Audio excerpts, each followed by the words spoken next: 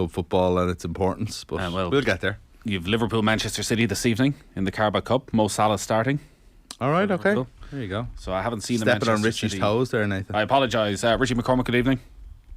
How are you, lads? Do you want me bringing the team news? Go on, just get straight to it then. I'll get it out of the way. It's as you might imagine with where these players ply their trade internationally, it's a bit of a mishmash in both sides. So I'll bring it to the City team first of all. Stefan Ortega starts in goal ahead of Ederson. Rico Lewis, Manuel Akanji, Aymeric Laporte and Nathan Ake are their back four. A midfield trio then of Rodri, Kevin De Bruyne and Ilkay Gundogan, who captains the side, and then a front three of Riyad Mahrez, Erling Haaland and Cole Palmer. For Liverpool, Caoimhín Kelleher continues his Carabao Cup run in goal for them. It's a back four of James Milner, Joe Gomez, Joel Matip and Andy Robertson. Stefan Bajcetic, Thiago Alcantara and Harvey Elliott are in midfield. And it's a front three of Fabio Carvalho, Mo Salah and Darwin Núñez. So Manchester City have 6 players who played at the World Cup starting tonight. Yeah. I guess, as we saw last night with Marcus Rashford, the way these managers are going to approach it is they are fit. They haven't played games for 10 days, 2 weeks. They're sharp. Actually, these are the first names on the team sheet rather than the guys who've been resting for the past month. I was thinking about this. The idea that a lot of these guys are going to be like so physically exhausted they need a month off. Like they've regularly played this amount of games. I think there's going to be a mental strain for sure, but the idea that they wouldn't be playing football for another few weeks, maybe if you're Emi Martinez and you're partying around Argentina, there's got to be a part of Emi Martinez who's thinking, maybe I just won't go back to Villa at all. Just like end my career. 1st of January. No, I'm just going to hand in a transfer request. We'll just stop. I'll stay in Argentina. I'll go to a big club. What I was thinking though is that City, even just that team there that Richie named out, like you've got a team that probably wasn't in form coming up to the World Cup, and then you have like Riyad Mahrez not playing anywhere near the level he was playing last season. He has 5 weeks off. You know, there's a good chance that he becomes revitalised. And then you have, physical freak Erling Haaland with 5 weeks rest under his belt. Plus, I don't know, like De Bruyne now with something serious to prove. That could go both ways, admittedly. But I am interested to see how you kind of like take all of the, I suppose, different emotions and there's just a lot. I suppose there's a lot more unanswered questions than there would normally be in all of these teams, and I think it's actually going to be a very interesting few weeks when you see like who's come back slow, who took the break well, who didn't need a break, who didn't need 5 weeks off, or who did the World Cup take too much out of, etc. I think we're going to be answering those questions for about a month. I think anybody in form was probably like dreading the World Cup coming. Someone like Arsenal, I know Mikel Arteta's been doing the rounds media-wise, but I can't see the benefit for them of having 5.5, 6 weeks off because they were flying. And we saw, like, do you remember that season where obviously Liverpool were coasting towards the league and then COVID arrived and then they came back and granted did very little to do to actually get the league over the line. But once it was done, like they stumbled and bumbled and then they were into the next season where they did like absolutely nothing and they were terrible. So that loss of momentum, as brief as it is a killer. And for others, like I was even looking at Nottingham Forest last night, like they have had 5 weeks in which to go off and get that, hodgepodge squad settled and working together, whereas they didn't really have the opportunity to do that. It was game. And they didn't have a chance to all mesh. And they showed evidence last night that they have used that 5 weeks to their advantage. And you could see teams like that climbing up the pitch climbing up the table, in no time in the second half of the season. So I think the break is going to be a huge thing for some. It really, really will be. Yeah, there'll be a lot of amateur psychology over the next few weeks. And we'll be to the fore. Absolutely. Well, Kevin De Bruyne, everything he does tonight, he's just shell-shocked after what happened at Belgium. That is a man with a point to prove. He was, without question, the biggest underachiever, the most frustrating player at that World Cup. He was a disgrace. I don't know about without a doubt. Well, now, that's very strong words. It's like, don't bring in here your tabloid nonsense in here. He was a disgrace. He did absolutely nothing. He's meant to be the best midfielder in the world. He was on a very poor team that everything was wrong with. He was a huge part of that. He was arguably the number one thing that was wrong antics in advance and all I would have serious criticisms for. But, I mean, we don't need to go with those kind of dramatics. We just let him away with Romelu Lukaku, I would imagine, was probably Romelu the biggest Lukaku wasn't fit. Kevin De Bruyne is meant to be the best midfielder in the world right now. I'm sorry, I think he doesn't need to be fit. He could have been in a hospital bed and scored at least one of those chances. Mick, you're falling into his trap. This is what he wants from you. Wow, outrageous. 53106 is the text. There's a lot of number. tabloid journalists out there.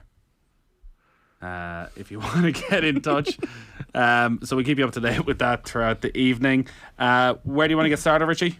We'll start with that worrying news from Brazil over the course of the last 24 hours. Pele's daughter says the Brazilian legend takes huge comfort from the messages of love he's receiving from around the world. The 82-year-old is going to spend Christmas in hospital due to the progression of his cancer. Doctors say he requires greater care as he fights colon cancer, with close attention being paid to heart and kidney dysfunctions. Yeah, so there's no massive updates over the last couple of days, but obviously it doesn't look good for Pele, unfortunately, at the moment, and we'll keep an eye on that over the coming days and weeks as well. This news came out of Leinster today. James Tracy having to retire, 31 through injury. Yeah, it's horrible, this one. James Tracy says he is retiring with a heavy heart. The 31-year-old hooker suffered a neck injury playing against Connacht in April and has been advised to retire on medical grounds. Tracy came off the bench in Leinster's Heineken Champions Cup final win in 2018 and helped them win 4 league titles. He also won 6 Ireland caps, the most recent of which was a start against Japan back in 2017. Obviously, Leinster have quite a bit of depth, I think it's fair to say, at hooker right now, but still a player with 6 Ireland caps who was an important player for them, made his debut pretty much a decade ago. Yeah, this happens, doesn't it? Like, there's I can even think of a handful of Leinster players alone that, you were thinking of as where could they go, sky's limit, and things like this happen and they can end careers, and the party moves on without them, unfortunately. It's just one of those kind of sad things about professional sport. But yeah, that's unfortunate news. I hadn't heard it. So you gave us the teams from Manchester City and Liverpool. That gets underway at 8 o'clock. There's football in the Women's Champions League as well. Yeah, top spot's already secured for Chelsea in Group A, but they are looking to end that group campaign unbeaten. They welcome Paris Saint-Germain to Stamford Bridge tonight, and kick-off there is at 8 p.m. You touched on this story last night, which was about Shamrock Rovers making further signings ahead of their return to the Women's National League, and they have gone all out today. Confirmation of Abby Larkin, 5 Shells players. 5 Shells players, yeah. Shamrock Rovers continuing to plunder their Dublin rivals ahead of their long-awaited return to the Women's National League. Abby Larkin, one of 5 Shells players to swap the red of Shelburne for the hoops today. Larkin will be joined in Tala by former Shells teammates Leah O'Leary, Jess Gargan, Shauna Fox and Amanda Budden. Eva Fleming and Lauren Kelly arrive from Peamount. I haven't seen any odds, but I assume Shamrock Rovers are going to be overwhelming favourites to win the league next season. I was wondering the same thing last night. I don't know is the truth, but Richie, you might know more than me, but at this stage you'd have to say you go and plunder the best talent at the best clubs. It's melding and gelling that's going to be the question mark, I suppose. But I think that's for every club in the Women's National League generally, because there's such a high turnover of players. And I know Joey Malone was on OTB AM before the final week of the season talking about the fact that Shells had lost 7 players, 7 full internationals over the previous year, so to now lose their next young crop of players. And what Rovers have done is buy the 2 most high profile players in the league in Anya Gorman and Steph Roach, and it looks as though really going after all the best young players as well. So the majority of those players that they've signed from Shelburne today, and Abby Larkin is included in this, she's just obviously to the forefront because she's already an international, but the rest of them are under 17 internationals, so they are of that age profile, so they are snapping up the young talent in the league and trying to build, obviously, and solidify that for the next few years, so they won't have to go out and have winters like these where they go out and plunder everybody. But end of the day, like the introduction of professional contracts is going to bring about this kind of churn, I guess, in players, and Rovers buying up the best available talent. And you just hope that it's not an every year thing, because then if it is, then the league's kind of in trouble, you guess. But this is going to be a stormy close season for the other teams, particularly in Dublin. Yeah, it does feel too early to say as to how this will affect the quality of the league in general. Like, if they become this dominant force, is there a chance for Shamrock Rovers to start bringing players back from England at some stage, or is it that their academy becomes so strong that they're the best port of call if you want to make that next step, which there's is also in a way what they've done on the men's side. Like Peamount have been in the Champions League. Shelburne were a game away, I suppose it was. They were a little bit short in the end, but that's probably a realistic opportunity for an Irish team in a way that it isn't in the men's game. And having a super club while I don't think it helps the game overall, it helps the league overall for sure, would certainly help in that regard. And if you had an Irish team that was always the Champions League and competing in some way, then it does lay some foundations. Again, I don't know, I feel like there's a lot of different arguments, there's a lot of different ways you could argue this as to whether it's good or bad, and all of them would be valid in some way, but and it's hard I think the bad taste for something like this will linger more than any possible benefits. I just think I think the social media stuff hasn't helped either. I don't know if you saw this. So Shelburne sent out a tweet. Was this yesterday? Yeah, it was yesterday. Though cowards flinch and traitors sneer, we'll keep the red flag flying here. Buy your season tickets. Yeah, it wasn't, I suppose, a direct, you didn't have to be a genius to think about what they were talking about. But there's been a bit of backlash to that, and Richie's alluding to people, certainly not happy when seeing that about football players being described that way by a club, if in fact that's what they were doing. I suppose that is up for debate. And they're kids as well. Like Aidan Fitzmaurice pointed out in the window, they're talking about 17-year-olds, and yes, they're professional athletes or semi-professional athletes, but they're still kids at the end of the day, and nobody should lose sight of that, not least kind of social media teams and stuff. 53106 is the text number. It's a very long week, isn't it? It's a long bloody build up to Christmas. Isn't Christmas week a long week? You sound like you're in the royal family there. I just want to be done. R-O-Y-L-E. Yeah, do you? You just want Christmas to be over? I just want to be done with this. For it to be done with. Work. Yeah, well, just want a few more hours. I've been in town every day. Nathan, are we keeping you? Sorry. I'm so used to in the middle of the Newsround, you just went, dear God, this is a long day. I've been in town every day this week, and whether it's you're going for your lunch at 1 o'clock or you're going home in the evening. All right. Yeah. Every pub is packed full of people having a good time. Yeah. I just want to be with those people. Well, I was supposed to be, but you made me come in here tonight. Wow, I never make you do anything. No, that's true. Well, I suppose. But we're here all the way till 10 o'clock, so we all want to cheer the hell up at some stage, wouldn't we? Yeah. Well, look, I'm fine. You brought it up, buddy. I'm sorry. You looking forward to Christmas, Richie? Oh yeah, absolutely. A few days off, chestnuts roasting on an oven fire, all that kind of stuff. And really, I just looked in the RT guide today, and they're doing all of the Indiana Jones back to back again. Around tea time, so winner chicken dinner. You lads you can't be all cynical and a few days off. Surely at the age that you at the age of parents that you guys are, Christmas must be the best thing ever. Watched Home Alone this morning. Great. Wow. Yeah. 10 a.m. Yeah. There you go. Just on your own. With your phone of cereal. Pretty much. Kids gave up after about 20 minutes. I watched Home Alone last year. They've got to the age 10 and 9 is perfect sort of Home Alone. Everything is, wow, I wonder could I do that? Yeah. Then we watched the programme on Sky straight after. That's what I was going to say, the science of Home Alone. Yeah. Which shows you how to do it and the possible devastating impacts that could have on people apparently, if you were to actually do it. I heard Mark Commode talk about this. Apparently, almost everything that happens would be either fatal or likely fatal. So do not try Home Alone at home. We watched the first two here in reverse order actually over the last couple of weeks. And most of it, especially those attack scenes or trap scenes, whatever, is just me going, you'd be wrecked after that. Oh, that's your back done now. And that's the age I'm at now. Whereas I'm watching it going, poor Harry's after. There's no way he's getting. That's a disc slip there now. He's gone straight to hospital after that. There's no way he's getting up. I couldn't watch any film as a kid. Home Alone is the best example of this. But my dad was such a curmudgeon about it because he'd just be looking at it and he goes, that's right. He'd be dead. He'd be dead. That's ridiculous. If you listen to this now, tell me I'm lying, but 100% so. I heard they'd be dead after that. No chance. You'd never get up from that. It's just not realistic. Just ruined the films. Just not realistic. Was that every movie? How would you find Indiana Jones? Indiana Jones was a disaster. This couldn't happen. It's just unrealistic. About 60. It's funny that we bring up Home Alone though, because did you see that Jack Grealish was on a Home Alone 2 tour of New York last week? No. I saw some pictures of him in New York, and then I heard somebody say that he was on a Home Alone 2 tour, and I hope it wasn't a joke that I've just repeated as fact, but I think he was. Yeah, I think he went around all the scenes of all the spots of Home Alone 2. That's just Jack Grealish. There's a boy at heart. There's a man who's living a good life.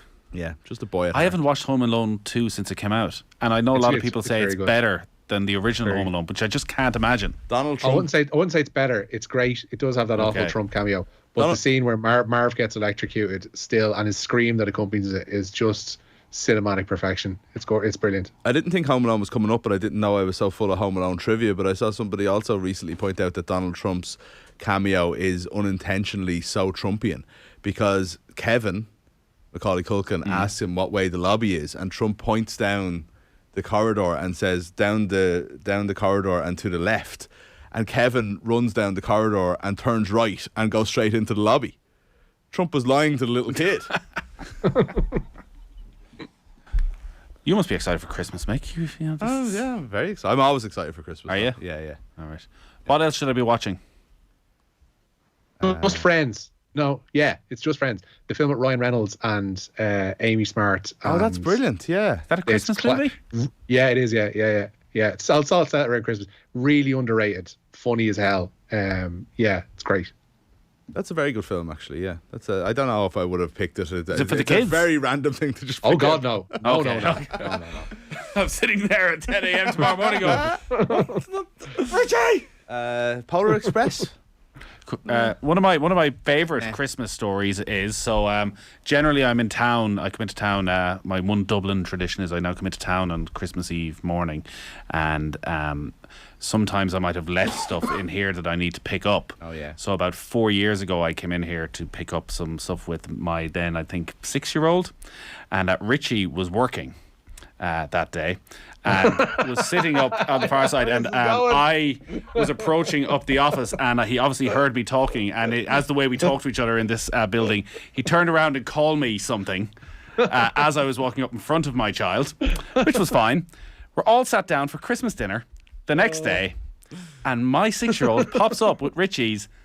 Oh, no. You're in front of the entire household. There's been enough cursing on the Newsround this week, and I've been responsible for all of it, so don't repeat it. But is there a way of at least telling me and the listener what word it is without saying the word? I think it was the F word with an E and an R at the end of it. Really? Yeah. What a weird thing to say to him anyway. But It felt natural at the time. And the ironic thing is, I would never, ever curse in front of the lads here at all. Like, it's just like I'm unable to do it. It's like when you go in front of a microphone, you suddenly lose the ability to say the F word. But yeah. And nobody believed me. Nobody believed me then on Christmas Day that I hadn't. I'm telling you, this is exactly what happened. Richie, though, you got pride of place at the Murphy family Christmas dinner that year. I'd listen, if he's already heard that, then by all means, let him watch Just Friends. Okay, fine. The Newsround. There are better options for your kids than Just Friends for Christmas movies. I'll just say, maybe texters can let us know. I can't think of any off the top of my head. None of the obvious ones. I've seen like the Christmas Chronicles and the Santa Claus and all of them. Yeah. Polar Express? Polar Express, seen that yet? Nativity has been oddly popular in this house, actually. I'm not a fan of Nativity 1 neither, and 2, and I watched a similar movie called something at Mistletoe Lane, which is the same sort of theme on it a couple of weeks ago. Yeah, just a lot of sort of very average English actors in a not funny movie, but kids love it. Could they go to something like mid-level, like Scrooged or something? Yeah, I wonder. I saw Scrooge pop up this morning. All right, on Disney. Would it be a bit Scrooged now? The Bill Murray. The Bill Murray. Yeah. Would it be a bit too frightening? Maybe. There's a good cartoon, kind of like stop motion Scrooge. I don't know what the name of the film is, but it's one of those Christmas carols. That was a couple of years ago. Would it be a Christmas Carol? Possibly, Richie. I don't know. The Muppets Christmas Carol. There you go. Okay. There you go. You can't lose. Yeah. Sorted. The Newsround, by the way, is brought to you sponsor, by Nathan. Gillette Labs 22 minutes past 7 for an effortless finish to your day. There's a lot of rugby on over the Christmas. Tomorrow night, there's a derby, Ulster Connacht. Yeah, and Nathan Doak is going to make a rare outing at fly half in Ulster's URC meeting with Connacht tomorrow night.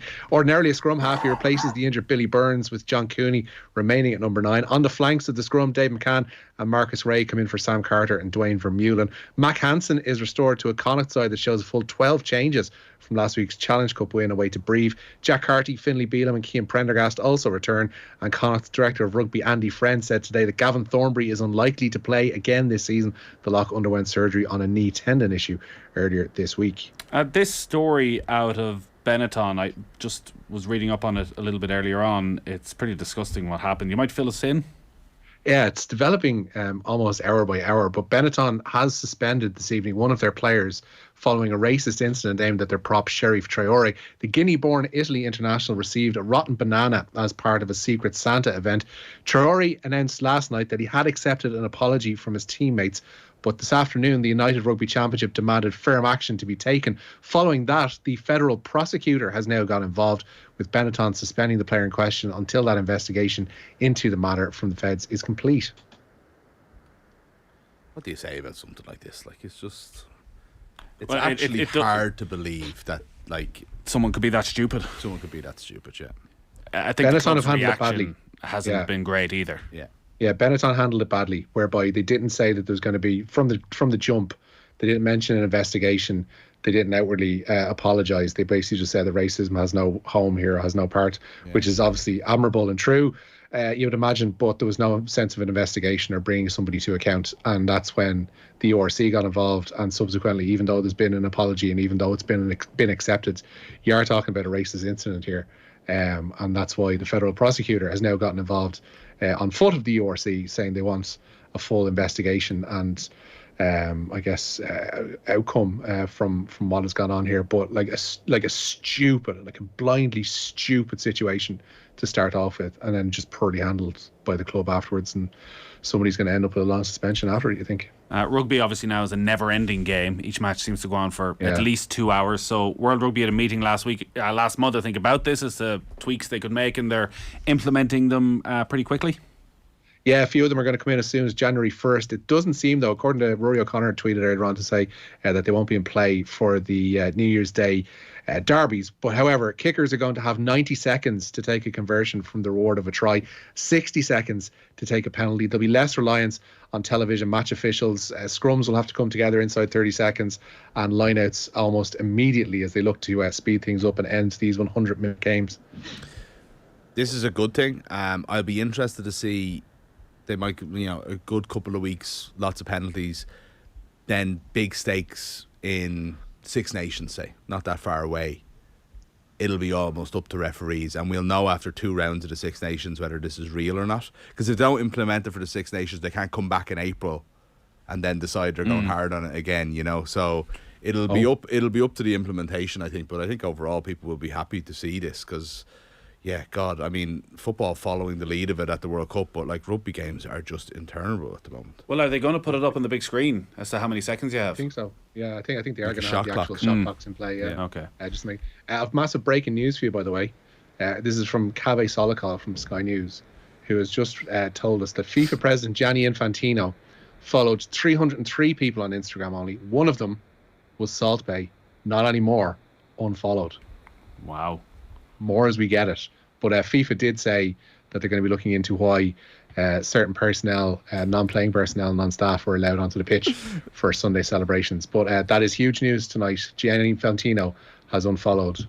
Did you see the video of Salt Bay cutting up the steak for Infantino? Oh my God. But is that not his gig? It's one of the cringiest. Yeah, but how did this guy... How is this guy popular? Because he cuts up the steak? I'm surprised the Athletic haven't got like a 10,000 word piece on who Salt Bay is. I think we need a psychological analysis on the world that this guy's a celebrity. Because he dances around weirdly. But how did...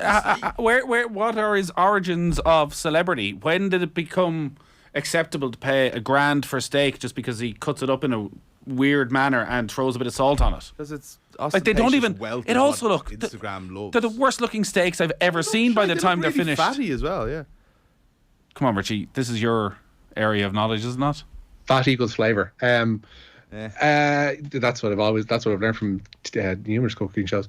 It was basically a meme. Like it was obviously at some level where it started doing the rounds as a meme on Instagram and on Twitter, whereby this yoke was sprinkling salt on ropey looking steaks, and from then it just exploded to the point where he has restaurants, chain of restaurants, overpriced restaurants all over the world, and these dopey footballers hanging out of him because he throws salt on a steak and wears ludicrously small sunglasses indoors. It just shows that when you have more money than God, that you stop knowing what to do with it, and you end up doing thick stuff like, going to his restaurants and becoming buddy with him like Mr. Infantino was up until tonight, unfollowed, we should reiterate, on Instagram. All right, we got to leave it there. We'll keep you up to date with Manchester City against Liverpool throughout the evening. Happy Christmas, Richie. Happy Christmas, lads. Have a good one. Very rich. Happy Christmas, Mick. You'll be And to back the in listeners a as little well. while. We've got a great hour coming up between 8 and 9. We're going to have some live sport on the radio. Live. A champion of Ireland is going to be brought down. Oh yes, sorry. I'm looking. I don't want to. I didn't want to give it the hard sell just in case he bottles it at the last minute. But we're going to have live sport on the way. A man between 8 who and 9. told you wouldn't beat him at this particular sport in 100 years. He is a